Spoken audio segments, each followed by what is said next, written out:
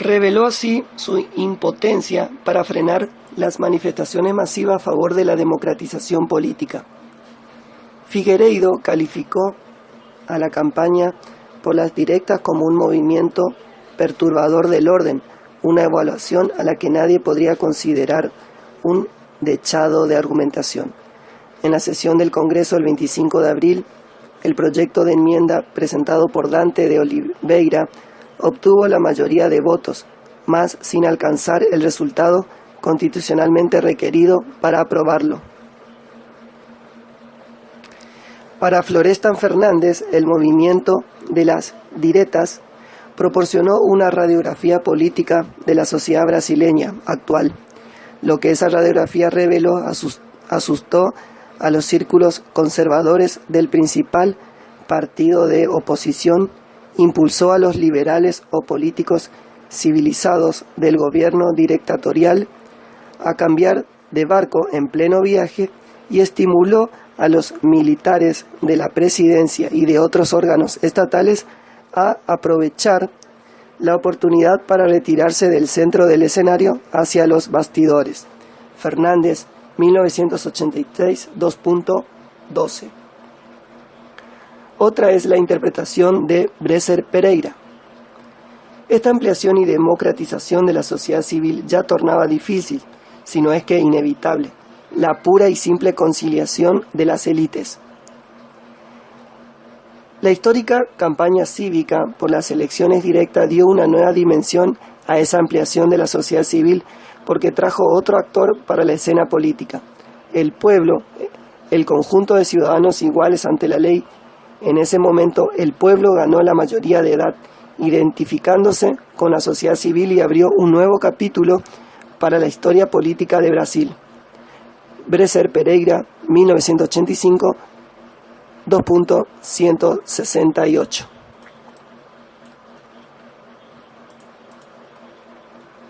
Más allá del resultado final, la participación popular en la campaña por elecciones directas cambió el eje central de la política brasileña y aceleró el fin de la dictadura. Dalmo de Abreu Dalari considera que la debilidad de los principales dirigentes de la campaña llevó a una secreta salida negociada, con lo cual postergó el retorno de las elecciones presidenciales directas. Según Paulo Sergio Pineiro, por entonces había varios juegos desarrollándose simultáneamente en varios tableros. Un juego era la campaña de las directas, los actos, el amarillo que inventó Graco Prado, el frente para actuar con el PT y el PDT, movilización en las calles. Otros juegos eran los entendimientos de Tancredo Neves, el grupo Mineiro y sus conexiones paulistas, entre las cuales el propio Montoro. Para escindir al partido de gobierno con vistas al colegio electoral y tranquilizar a los militares. La campaña de las directas expone y actualiza los dos vertientes que marcan la historia política brasileña. Por un lado, la movilización, la participación popular, la manifestación autónoma de las calles que presionan al inmovilismo, la ruptura. Frente a ella, el síndrome Bernardo Pereira de Vasconcelos, el liberal virado, conservador en tiempos del imperio, la compulsión para frenar el carro revolucionario. En la tradición política de las élites brasileñas, los liberales de ayer prefieren conciliar con los conservadores y conquistar el poder por la vía menos arriesgada, que en el caso de la transición política de 1984 es la del colegio electoral. Los destacados son míos. Mirado en perspectiva histórica, queda claro que por detrás de la masiva movilización popular en favor de la profundización del proceso democratizador se desarrollaron otros juegos conciliadores. Su desenlace fue clave para la definición de la propia transición.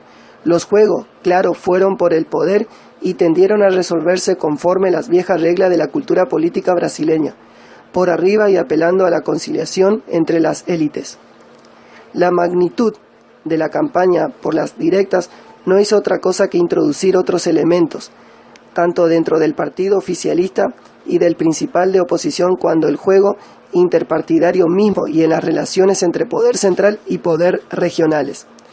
Para Bresser Pereira, 1985, 2.121 y 204, el PMDB se tornó un partido multiclasista, de masas, reuniendo a los sectores progresistas de la burguesía y de las clases asalariadas, además de amplios contingentes de trabajadores. Según él, la existencia de una alternativa válida de poder es una condición esencial para que el régimen militar autoritario sea superado, haciendo que al final, en la dialéctica entre apertura y redemocratización, la balanza prenda en el sentido de la democratización.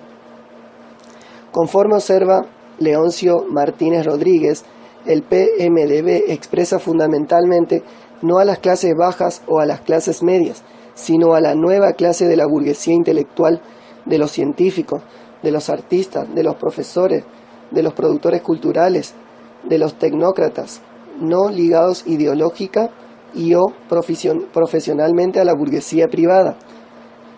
Aunque este análisis sea limitado, porque no en verdad el PMDB es un partido frente, un partido de masas, resulta importante para destacar uno de los núcleos sociales fundamentales de ese partido que sirve de base para el Pacto Democrático Popular. En el interior del PMDB comenzó a percibirse crecientemente la posibilidad de acceder al gobierno. De allí la proposición de una línea moderada, morigerando la confrontación con el gobierno, procurando no irritar a los militares, como también la búsqueda de la solución negociada que incluía la división del PDS.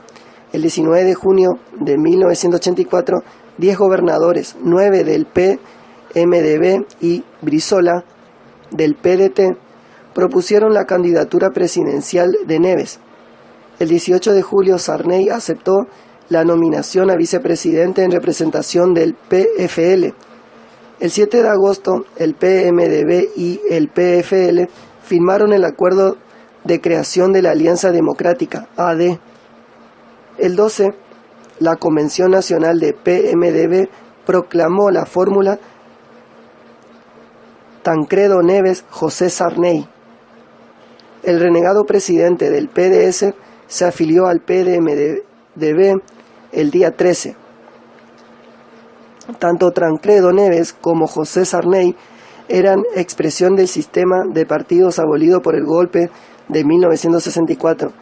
Mientras presidió el PDS 1980-1984, Sarney se esforzó por dotar al partido de un programa reformista moderno, capitalista.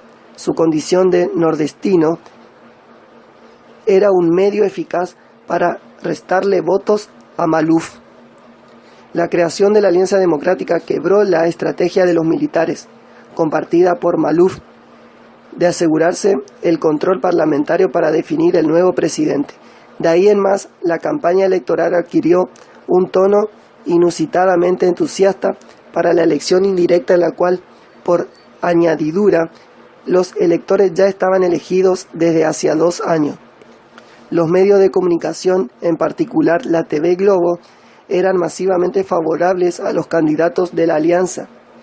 El desbande dentro del oficialismo fue simétrico con el crecimiento del AD y las expectativas creadas por la posibilidad de su triunfo. Las posibilidades de los militares de desviar el proceso político fueron mínimas. El general Geisel fracasó en el intento de impedir que el vicepresidente Chávez y el PFL apoyaran a Tancredo y luego, a fines de agosto, tuvo una entrevista con el candidato de la alianza, a quien dio un discreto apoyo que no obstante implicó un gran respaldo a su candidatura entre los militares.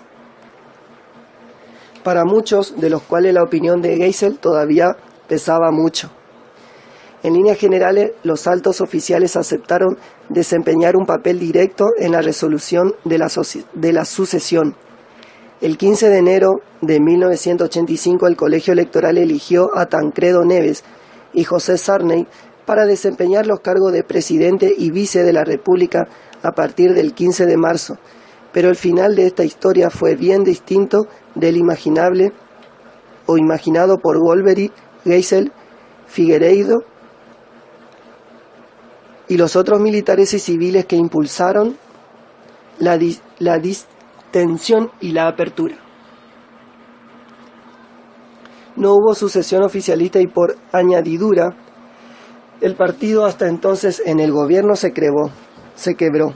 Una vez que el juego quedó en manos de los viejos políticos,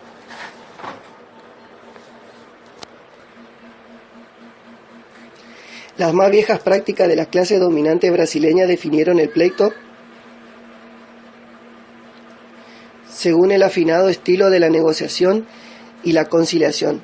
Al fin y al cabo, como bien titula Marcel Burstein a uno de sus libros, Brasil es el país de las alianzas. Por lo demás, para completar la ironía de la historia, Tancredo Neves, con sus 77 años, no alcanzó a asumir como presidente, abrumado por una grave dolencia intestinal que se había cuidado de ocultar y que se acentuó por el intenso ritmo de trabajo. Fue internado el 14 de marzo. Al día siguiente, Sarney se hizo cargo interinamente de la presidencia, función que luego, con la muerte de Tancredo, asumió en plenitud.